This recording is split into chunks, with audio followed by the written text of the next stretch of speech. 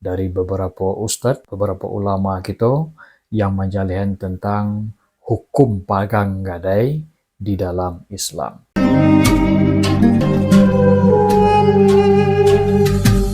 Assalamualaikum warahmatullahi wabarakatuh. Alhamdulillah wa syukurillah wa salatan wa salaman ala rasulillah. La hawla wa la quwata illa billah.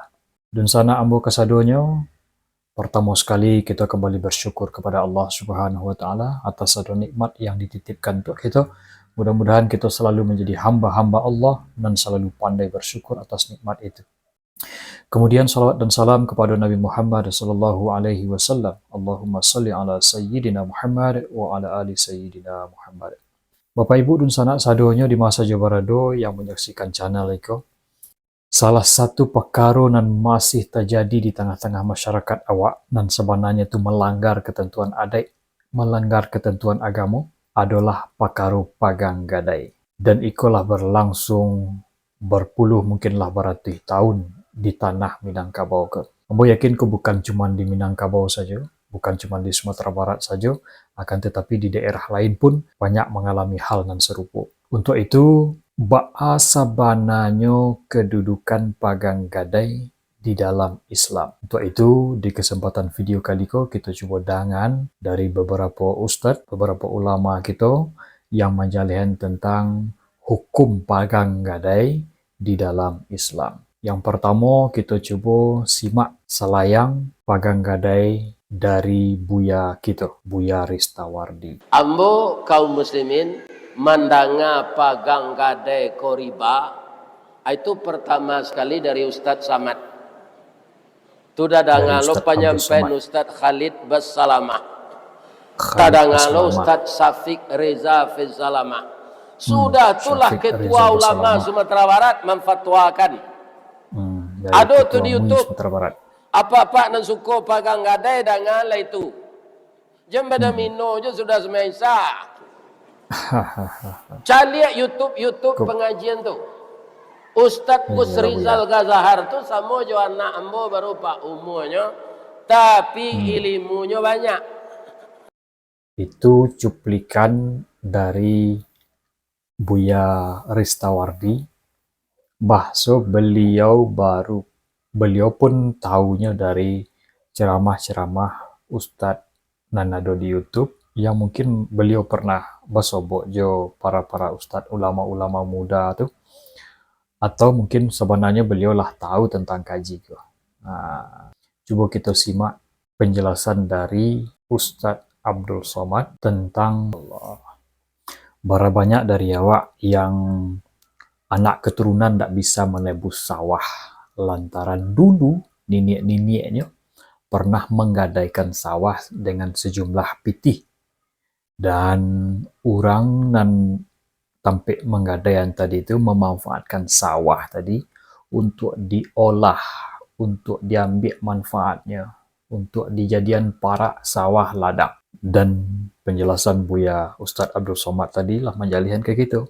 Bahasa mengambil manfaat dari gadai tadi itu adalah riba. Buya Ketua MUI, ambo pernah mengaji pula dengan beliau. Buya Ketua MUI Kota Padang Panjang, Buya Zulhamdi, LCMA. Gadai, pagang gadai di Minangkabau kok lebih riba pada riba, kata beliau. Karena lah bertahun-tahun tanah tu ditampik awak menggadai. Jadi yang dipacik dari orang yang awak pinjam pitihnya tadi, tampik menggadai tadi adalah cuma sertifikat saja sebagai jaminan bahwa kembalian pitih awak balik. Bahwa kembalian pinjaman awak tadi. Masya Allah. Jadi haram hukum. Boleh menggadai, tapi tidak mengambil manfaat dari barang dan digadaian ke awak tadi itu. Jadi surek-sureknya saja yang dipacik. Itu dari Ustadz Abdul Somad. Coba kita dengar pula dari Ustadz Adi Hidayat. Gadai? Ini ciri khas beliau ya. Pernah ada begini? Saya butuh uang nih, 25 juta. Bawa aja mobil saya. Ya, saya gadain dulu nih. Ya. Atau sawah saya gadain dulu gitu kan. Pernah ada yang begitu? Ya, nih saya butuh uang 25 juta aja. Tapi ini saya gadain dulu nih. Ya, antum silakan pakai aja gitu kan. Pakai, nanti kapan misalnya saya balikin duitnya, sekaligus saya ambil lagi mobilnya. Ya, saya ulang ya. Saya butuh uang 25 juta. Kemudian saya gadein nih mobil saya. Antum pakai aja mobilnya. Jaminan. Ya, nanti Jaminannya setelah mobil. itu kalau saya udah ada uang, saya balikin lagi uang saya ambil lagi mobil saya. Pernah ada yang begitu? Nah, itu masuk riba. Pernah. Awas hati-hati, masuk riba. Karena di situ Riba. tidak ada transaksi jual beli manfaat. Ya, tidak ada transaksi yang terukur, nggak ada yang terukur. Gini, saya akan menyerahkan ke Anda, misalkan mobil saya. Anda pinjamin 25 juta kan? Baik, sampai kemudian saya punya uang lagi, saya balikin. Baik, itu status uang itu sebagai apa? Pinjaman. Jaminan. Jaminannya tukarnya apa timbal baliknya? Nggak tukar timbal baliknya apa? Kalau jual beli kan mesti ada timbal balik. Saya keluar uang 10.000 ya buat beli spidol. Saya dapat spidol dengan nilai yang sama. Spidol ini nilainya 10.000. Saya keluarkan uang, saya dapat spidol. Kalau saya kasih Anda misalnya 25 juta, terus saya bawa mobil Anda untuk saya pakai, itu statusnya apa itu mobilnya? Hah? Pinjaman. Sewa. Kan nggak ada akad sewa di situ. Coba lihat. Pinjaman. Nggak jelas, nggak ada akad sewa. Jadi nggak ada asas manfaat di situnya. Jadi nggak ada, istilahnya nggak ada timbal balik yang dengan itu jadi senilai gitu uang yang dipegang itu. Kan saya kembangkan lagi dari 25 juta itu. Saya bawa 25 jutanya, Anda cuma pakai mobil saya. Cuman mobil itu kan nggak jelas. Apakah kalau misalnya, maaf uangnya kembali, mobilnya gugur, ya kan? Terus nilai mobil sama nggak dengan nilai uang yang keluar? Jelas nggak? Ah, jadi kalau sistem gadai yang seperti ini, itu disebut juga dengan riba. Karena tidak ada nilai pertukaran yang seimbang di dalamnya. Gharar namanya. Riba seperti ini disebut gharar. Gharar. Menggadai mobil. Apapun yang digadaikan, tidak boleh mengambil manfaat dari barang yang awak gadaian tadi. Sampai orang dan menggadai. Sampai awak menggadaikan barang tadi. Jadi yang jaminan itu adalah kalau mobil otomatis dan dipaci itu tentu sure-sure auto tadi itu. Otomatis adalah hanya BPKB-nya saja. Kalaulah ada pitih untuk dibalikan, maka sarahan pitih tadi sure-sure pun balik ke awak balik. Jadi tidak boleh mengambil manfaat dari barang yang digadaikan. Haram hukumnya dan itu riba. Itu dari Ustadz Adi Hidayat. Coba kita dengar pula dari Ustadz yang lain. Kita coba mendengar dari penjelasan Buya Yahya. Saya ulangi lagi Bu ya. Ya, ini soal gadai, katanya gadai sawah, orangnya pinjam uang dengan gadain sawah. Orang pinjam uang dengan gadaikan sawah.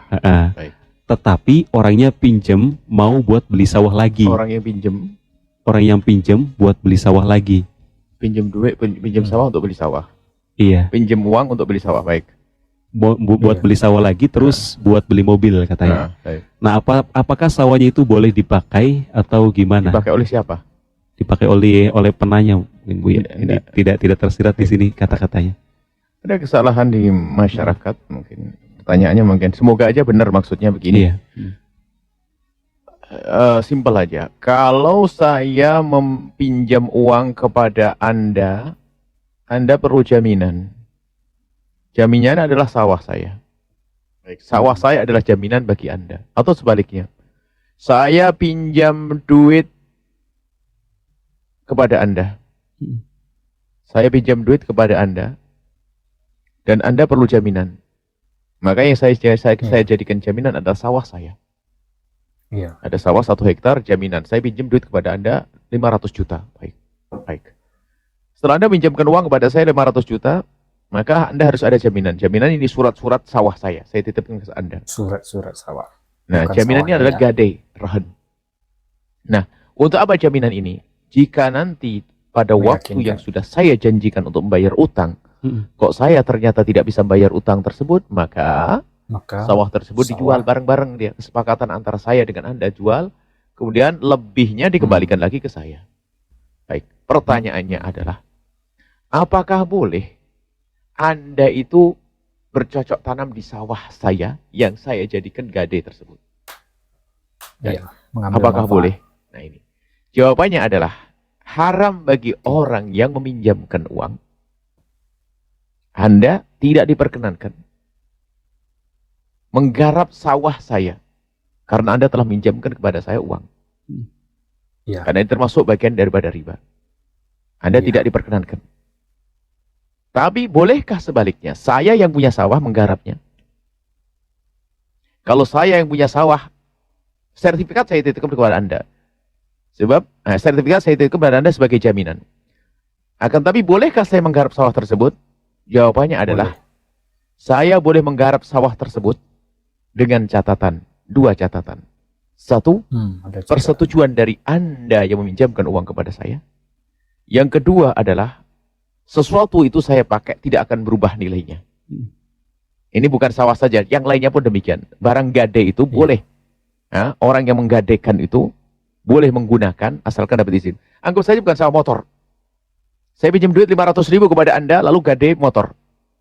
Gade motor, jaminannya adalah motor saya ini. Lah, kalau Anda yang meminjamkan duit kepada saya, nggak boleh pakai motor tersebut. Ini manfaat kepada Anda, nggak boleh. Sebab dalam pinjam-meminjam, bagi orang yang meminjamkan uang, hendaknya memang karena Allah, bukan karena cari keuntungan. Sehingga sudah dipangkas oleh Islam memanfaatkan kesempatan dalam kesempitan itu. Sebab kalau orang butuh tuh nekat aja. Biasanya izinnya pun izin gak rela, dia harus bayar utang. Baik, biarpun orang tersebut kaya tetap. Ini harus dijaga. Baik. Kalau memang kalau memang Anda misalnya yang meminjamkan uang itu ingin menggarap tanah tersebut, Anda yang meminjamkan uang ingin menggarap tanah saya, maka boleh-boleh saja, akan tapi ada hitungannya dong. Hitungan sewa, dan sewanya itu dipotong kepada utang saya, utang saya. Jadi dipotong. Nah, itu baru sah. Jadi ada nilainya. Jadi kalau Anda menggarap sawah saya, berarti utang saya berkurang sesuai dengan perjanjiannya. Setiap tahun, setahun dibayar berapa itu. Tapi kalau Anda pakai begitu saja, nggak boleh. Bukan transaksi sewa, nggak boleh.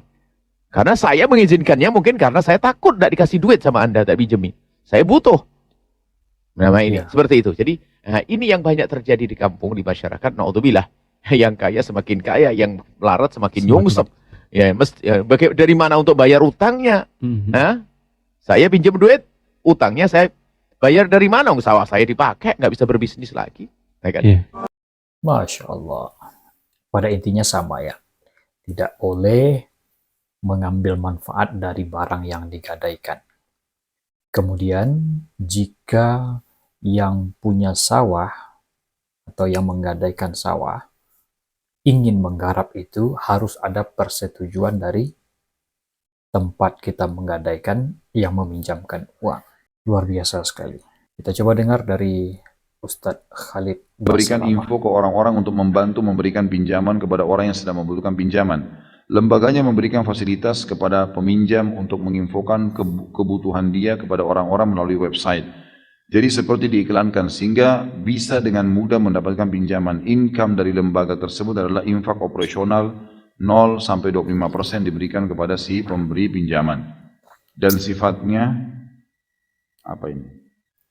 Baiklah, misal si A sama dengan peminjam dan si B pemberi pinjaman. Si A diiklankan oleh lembaga bahwa sedang membutuhkan dana sebesar 10 juta untuk modal dengan batas pengembalian disepakati. Kemudian si B bersedia membantu melalui lembaga dengan memberikan pinjaman 10 juta dan infak ke lembaga misal 10% dari 10 juta. Jadi bisa milih infaknya berapa. Si A akan mengembalikan uang kepada si B sebesar 10 juta. Apakah ada celah riba dan kezaliman? Bagaimana hukum infak yang diterima lembaga? Riba, nggak boleh. Apa haknya lembaga itu ngambil? Selama utang tidak boleh, nggak bisa. Antum mau membantu, saya sudah pernah bilang, ada 2 investasi. Ada investasi akhirat. Utang dan gadai tidak boleh bertambah. Tidak bisa. Mau dinamakan itu sedekah, infak kah, 2% kah, 1% kah, 0, sekian persen. Tidak boleh. Nggak bisa. Karena utang tidak boleh berbunga, antum pun tidak boleh mengambil untung dari situ. Sama saja. Kan gitu. Jadi nggak bisa. Allahu'alam, ini yang saya tahu. Lebih baik dihindari. Kalau memang antum mau buka lembaga, hutangkan orang, jangan ambil keuntungan dari situ. Jangan ambil keuntungan. Memang iklanin si A butuh uang, lalu si B didapatkan ternyata bisa membantu, ya sudah antara mereka, silahkan berjalan. Kita bantu lillahi ta'ala. Kalau ada di antara mereka yang memberikan, dia sendiri yang mau, itu lain, itu halal. Tapi kalau kita mengatakan, ya ini ada infaknya ya, tapi terserah bebas berapa, sama aja. Tetap masuk dalam mengambil bunga atau ada nilai dari utang, tidak boleh. Utang tidak boleh bertambah, teman-teman sekalian. Itu hukum syar'inya. Masya Allah. Okelah dunsana ambo kasadonyo, pada intinya pagang gadai yang dipraktekkan di tengah-tengah masyarakat, rato-rato mengambil manfaat dari barang yang wak gadaian tadi itu. Maka sesuai dengan kajian hukum di dalam Islam yang lah disampaikan tadi dek para buya ulama-ulama kita, adalah haram hukumnya karena masuk ke dalam kategori riba. Untuk itu, nanlah terlanjur pagang gadai selama iko, maka kata Buya Zulhamdi, ketua MUI Kota Padang Panjang, balian sajalah. Bahkan pitih yang dipinjam dari orang yang menggadaian dulu, nominalnya lah sangat seketik dibanding manfaat sawah yang lah wak pakai bertahun-tahun tuh. Tidak sebanding nilainya, sehingga dosa dan dapat hilang keberkahannya di situ. Baiklah dun sanak sadonya, mudah-mudahan di video sekali ko membuat kita bertambah ilmunya, dan mudah-mudahan tidak terjadi lagi di anak kemenakan kita di tengah-tengah kampung, baik itu di kota ataupun di kampung, di desa, di jorong, di dusun, di nagari. Mudah-mudahan nagari kita kok diselamatkan oleh Allah Subhanahu wa taala, kita sadonya dibimbing oleh Allah Subhanahu wa taala. Demikian sanak sadonya, mudah-mudahan bermanfaat terutama untuk menyampaikan. Terima kasihlah menyaksikan video ko di channel ko. Jangan lupa untuk sanak dan baru singgah, boleh ditekan tombol subscribe untuk mendapatkan channel video terbaru dari channel. Demikian saja, banyak maaf. Assalamualaikum warahmatullahi wabarakatuh.